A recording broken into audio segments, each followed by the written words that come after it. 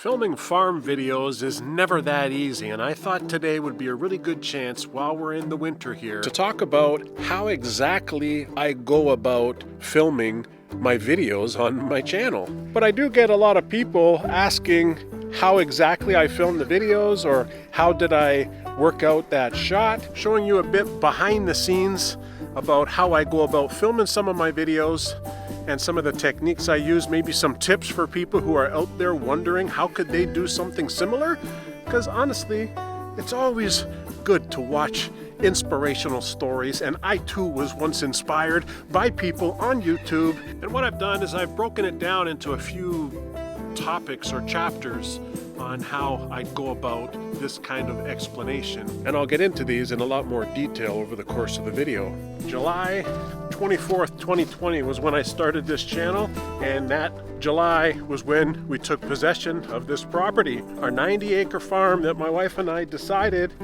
to transform into a farm stay and experience vacation rental. This is the Century Farmhouse. Now, over the 3.5 years that I've had this channel, I feel like we've done a lot on the farm. I also feel like I've grown a lot as an editor, a producer, and as a personality on film. Because let me tell you, when you first start, you feel super awkward talking to the camera. Like I'm talking to the camera right now, just being myself, and I've learned to be comfortable, and I've learned to be confident, and I've learned to not care what anybody thinks. This is one of the keys, you know. Actually, it's a key to life too. Just don't care what anybody else thinks. Not to be scared about what other people's opinions of you might be, you know. We're over 100,000 subscribers. I have over 600 videos, combination of long form and shorts, and honestly, it's been an absolute amazing experience.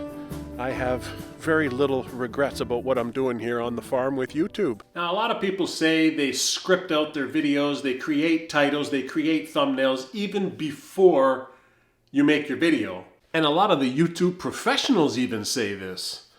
But the reality is, people have busy lives, you know? My wife and I work for a living. I do 2 videos a week.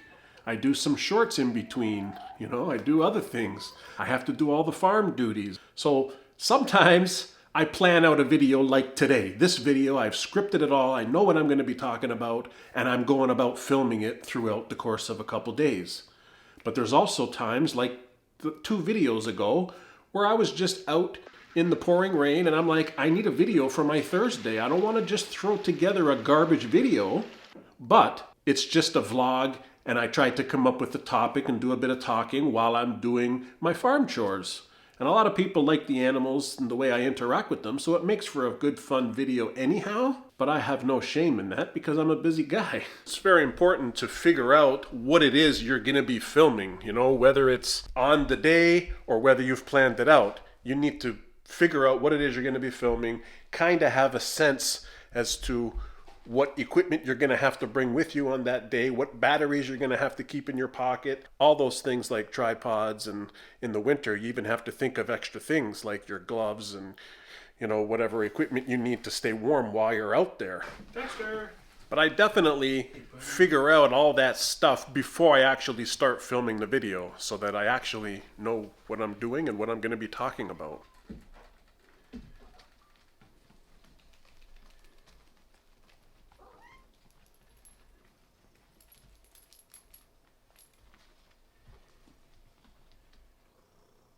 I really try my best not to make the video production too complicated because it is extremely difficult when you're producing on a farm or in a rural off-grid type setting. So that itself brings its own challenges, but gotta keep it simple. And yes, you gotta keep it simple, but at the same time, nobody is filming you. Nobody is following you with the camera as you go. So you have to be the one to hold the camera. You have to be the one to set up your shots. And that's what I do. I film everything by myself. I plan out all the angles and where am I going to set the camera up. I fix the focus to make sure everything's going to be okay. I do use the autofocus quite a bit because that's helpful. Number 3 is to have the right gear for what it is I'm filming, and I will provide certain examples in certain situations here on the farm and around the property. I also use a GoPro. This is a GoPro 10 cover right here. It's kind of like a, I think they call it a media mod, but it basically covers the GoPro. But this is what's important to me. This is the little dead cat that covers the mic, and as soon as your GoPro into this, that's what connects the mic of the GoPro, because really the GoPro audio is not really that great. So that's why I like using this media mod, because this helps you to get a lot better audio on your GoPro. Now the main camera that I always use for really probably 85–90% of my videos is this camera right here. It's a Sony ZV-E10, and I really like it because, you know, it's got this screen that rolls out. You can twist it around. I also like using an external microphone. This is a dual directional microphone, so I can set it so that it focuses on the front like a shotgun mic, or it focuses on the back in case I'm doing a POV and I want to talk, so the mic is right here instead of the mic being on the front and the sound being a bit muffled. And it's very important to have these dead cats on, because honestly, if you don't have the dead cats on, it's just a skinny little microphone type thing, and you will pick up all the wind noise. Wind noise you don't want. Wind noise is bad. When you're talking quality of videos, I really try my best to make my videos as audio friendly as I can. I also recently picked up this lapel mic. It's kind of a wireless mic. One piece connects to the camera and the other piece will clip somewhere around here. Some people wear it in their hats, and that, I guess, will just allow you to talk through when you're doing something like building and whatnot. I haven't used it yet, so I don't know much about it, but I might use it in a video coming soon. You never know. See how it's got the screen that pumps out? So, you know, it allows you to, you know, grow the strength of your shoulder muscles. It's on the tripod. I just keep it a little bit collapsed. And usually when I'm doing my filming, this is what I'm doing. And I'm talking to the camera, and I've been building up my confidence towards the camera. And sometimes I switch hands when this shoulder starts to get tired, because honestly, holding up a big camera like this does get tired. That's why you want it on a tripod, so that at any given time, I can just unfold the tripod and put it down, set it up, and I can literally talk to the camera this way. Even I can switch cameras back and forth, you know. This is my GoPro, this is my ZV-E10. I could talk to both if I chose. Another thing that I really like about this ZV-E10, there's a little tiny button right there, and you push that and you can take the whole lens off. This lens is what? This is a 10 to 18 millimeter. That's my normal lens that I use. But I have another lens that I can put on this. See, this one here is the one that came with the camera.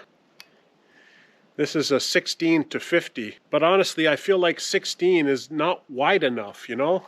So basically, when you're using a 16, putting this camera at arm's length to film is only going to give me like my top of my shoulders and my head.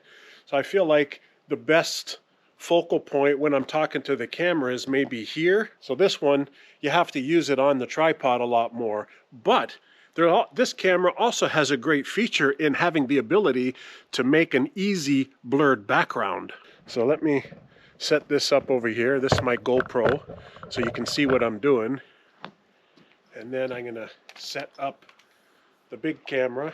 That's pretty much as focal as it's gonna get right there, but I want the blurred background. So there's just a simple button that you push and it says defocus background. So now the background should be blurred. I'm looking at the screen. It looks like it's kind of blurred, but you see it better obviously on your computer monitor at home when you're editing. It looks like it's pretty blurred. You guys should be seeing it blurred right now. So you see my face is perfectly focused. So I kind of like to use that occasionally because it just gives an extra dynamic in the videos. This is my drone. It's a DJI Mini 3 Pro. And it basically folds up in this tiny little thing. It's 249 grams, which means you can use this without an aviator's license or something. So it's really cool, and it gives me a really different dynamic to, you know, some of my videos.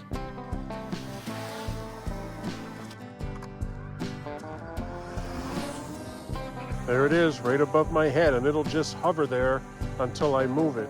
A drone is actually a lot more difficult than you'd think to fly. It takes a little bit of getting used to, a little bit of finesse, and you know, you can't just put it up in the air and turn it around. You gotta try to get the cool shots. You pan left to right, you go slowly above something, that sort of thing. See, I can basically see where it's at because this cool little remote gadget.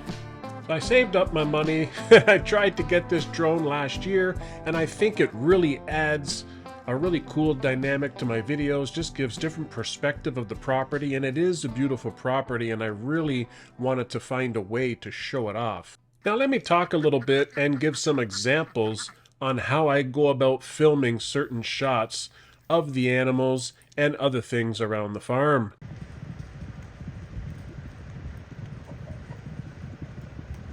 There's a race.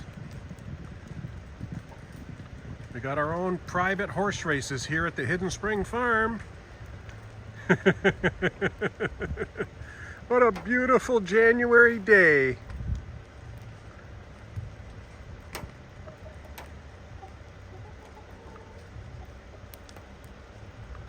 There's the winner right there, that black one.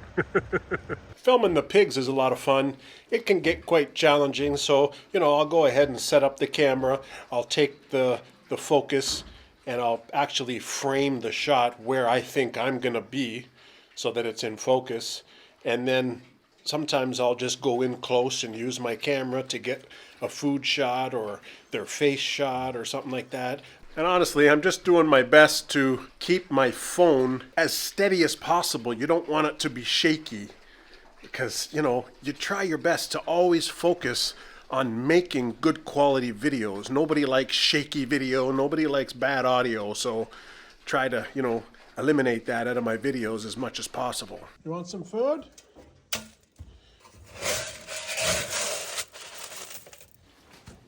The nameless barn bunny's doing okay. You know, he just hangs around, he poops a lot, and he doesn't give me any trouble at all. He's so easy to take care of. And I mean, I'm hoping to find him a home soon. He's just, I don't know, there. He doesn't do anything. I don't do anything. He needs to be with a new family right now. I'm working on it, though. Sometimes I feel real awkward when I'm doing some of these shots because, honestly, trying to view this stuff from the creator's perspective, you got to understand that I walk to where I'm going, I set up the camera, I frame the shot, I make sure it's in focus, I push record, and then I have to walk all the way back, and then I basically do whatever action I'm doing, like walking through a gate or letting the ducks into the orchard. That's a whole other production. You know, I'll have to go open up the gate and get the ducks rumbling. Sometimes they don't necessarily come out instantly, so I have to walk around and go get them to come out, and then I have to walk back. Once the ducks marched into the orchard, then I have to go back and, you know, stop the record on the camera and then start thinking about the next shot. I do my absolute best to add the right kind of music at the right time for the right scene. Sometimes I search through 3 or 4 different songs just trying to get the one that I think is right. I don't think it's something that you can teach. I think it's just a skill that someone has to just hear the right sound. Sometimes when I'm in here with the cats, I'll take out my phone quickly and I'll try to get some shots of Maggie or Tango or Bubbles down there. Bubbles, Bubbles. I see you, Bubs. Filming animals of any kind is difficult enough as it is. I've been really training myself and focusing on being extra patient until you get the right shot. Because really, you could be going filming and filming and filming and getting, you know, so many minutes and hours of footage, and really you're only using a minute or two in your video. So for me, I try to be so patient and try to get different types of shots, different angles, low angles, high angles, point of view angles, shots with me in it and the animals, just to give a nice variety in the videos. Here, buddy. Good boy. Good boy. Bubbles. Come on, Bubs. Where you going? Where you going? You'll see a lot of POV type shots in some of my videos too. That's a point of view where you're looking basically from my eye. So you're watching it through my eyes as I'm doing something. And that's simply because some of the areas that I'm filming in, it's too tight. You know, you're not going to get the proper footage if you set up your camera because you don't have the right view. You're not going to see anything. Like, for example, I'm in with the chickens right now. I'm going to be feeding the chickens, but at the same time, I have my phone camera out, and I'm basically giving you a POV shot of me collecting the feed, going inside, saying hi to the chickens, and giving them the feed. And I'm just holding the camera as steady as possible in such a way so that you get a good view of everything what I'm doing. I actually use my phone a lot for this kind of application. And I mean, I've set up the big camera now to show you how I'm getting these shots of the chickens in this specific situation. Sometimes I'll give you a point of view shot of Olive here, and she wants to play ball, so I'm gonna get the ball, and I'm gonna say, you wanna play ball? You wanna play ball? Okay, go. And then throw the ball, and I can use my camera and zoom it in to where she's getting the ball, and she's having a blast on the farm. And I like doing those kind of shots because just, you know, break up the monotony of me standing in front of the camera the whole time, because do you want to look at this ugly mug all the time for the whole video?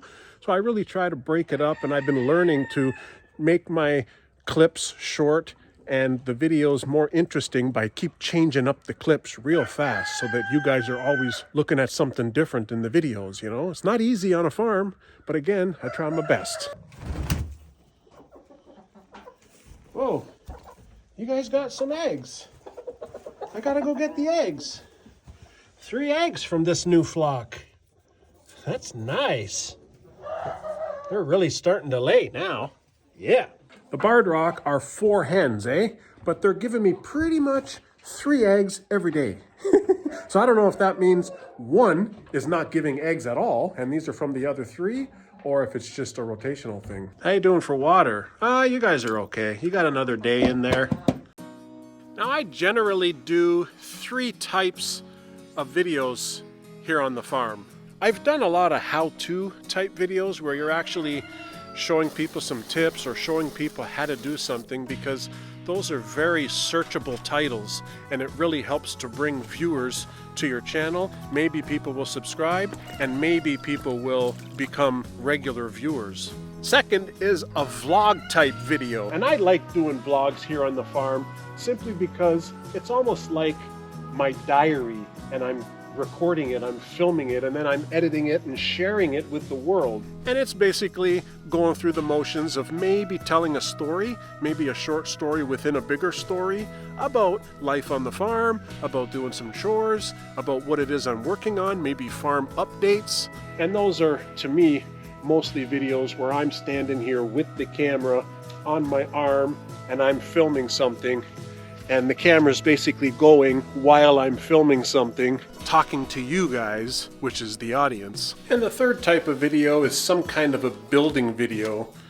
And honestly, a building video could be me teaching you how to build something, and or me just building something and it's just utterly pure entertainment value.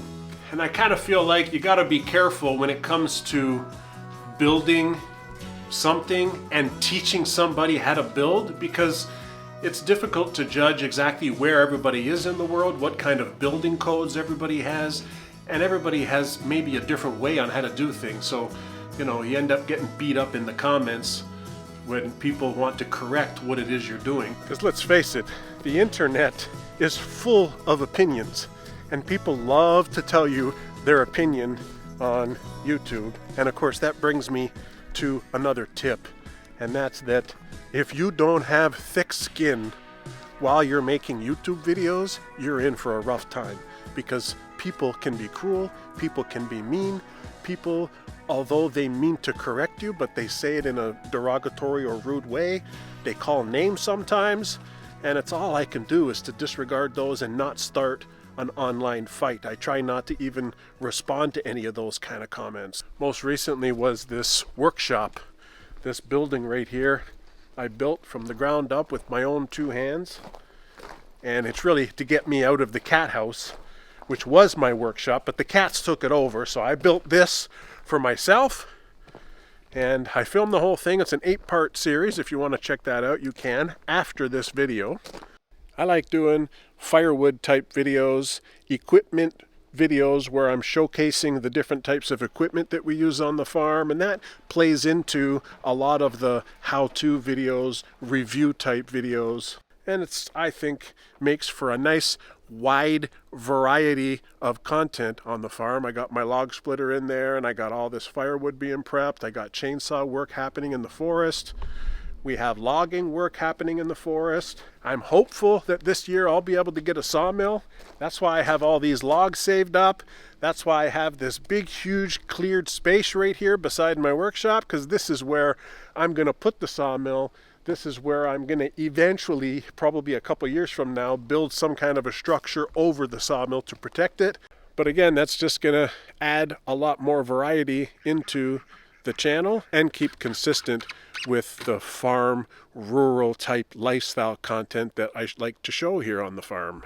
But it all makes for really good YouTube videos, nice, wholesome, genuine content. That's what I'm all about. And the last kind of thing that's involved in me creating all of these videos and all my stories on the farm is my office area. I spend a lot of time in here. I tried to make it look as cool and comfortable as possible. And yeah, it gets messy sometimes because it's, you know, a creator's workspace. But I mean, for the most part, it does what I need it to do. I got my desktop computer right here. I use Apple, and of course the monitor. You got to have an extra hard drive. This is an 8 terabyte external hard drive, because, you know, seriously, video files take up a huge amount of gigabytes. So you run out of hard drive space real fast. You need an external hard drive. I think I'm on my 4th external hard drive in 3 years. I started out with a 1 terabyte, and now I'm up to an 8 terabyte. So that's going to hold a lot, but it fills up pretty fast. Now I like using Final Cut Pro. It's an Apple software, and it works really great with Apple products. And it's a really easy to use this software too. This was my last video that I was working on when I almost got killed by that tree. A lot of creators have set up a merchandise site also, which I haven't done yet. And I'm really, you know, I'm trying to at least wait until I build up a good size audience.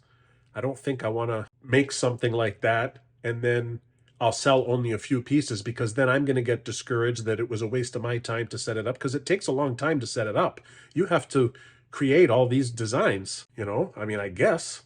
I don't know much about it. I have to study a little bit, but maybe if some of you guys are interested in some of that, I can work on that for this year. That can be one of my behind the scenes projects. You guys let me know what you think. But I know there have been quite a good number of you viewers that have been asking me about hats and shirts and whatnot. So let me know what you think about that anyhow.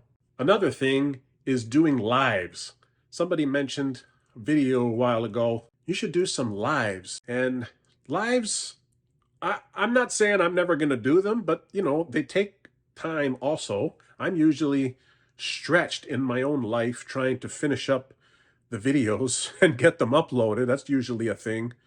If you do a live, you actually have to sit there for however long it is and interact with you viewers.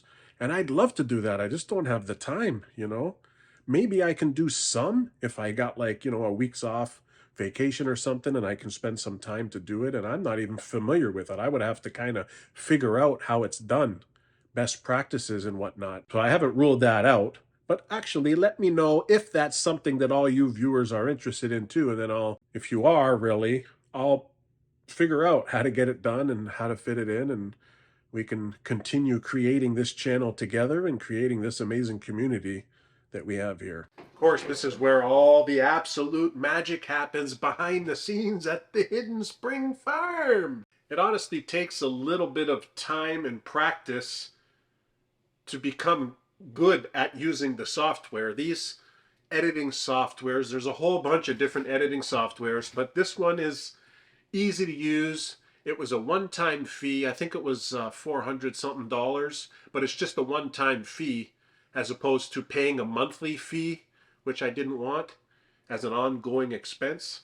Now I've got my editing down basically to 4 or 5 hours of time that it takes me. So a typical day of me, if I'm trying to film and edit in the same night, that is a little bit difficult. Sometimes I'm behind in the videos and I need to do that, but usually I'm a couple of weeks ahead in the videos. So for those of you that are in Ontario, for example, I might put out a video today that has no snow, but it snowed yesterday. You know what I mean? So you're not seeing the snow because I actually filmed all the footage for that video like 2 weeks ago.